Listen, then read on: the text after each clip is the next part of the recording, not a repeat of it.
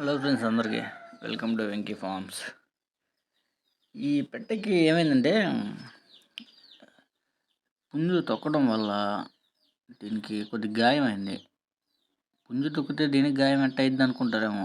ఒకసారి చూడండి, దాని గాయం చూడండి అసలు ఎట్టుందో. అది నేను కూడా తొక్కిన 2-3 రోజుల తర్వాత చూసాను అన్నమాట ఆ దెబ్బ. చూడకపోయింటే ఇంకెంతలో అయ్యేదో.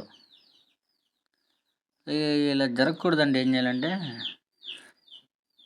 పుంజుని తీసుకొని ఈ వీడియోలో చూస్తున్నట్టుగా దాని కాళ్ళకి కాడాలు ఉంటాయి, మీకు తెలుసుగా. ఆ కాడాలని మనం కట్ చేసేయాలన్నమాట. ఈ క్రాసింగ్ చేసేటప్పుడు ఏంటంటే ఈ కాడ వెళ్ళి దిగబడిపోద్ది తొక్కేటప్పుడు.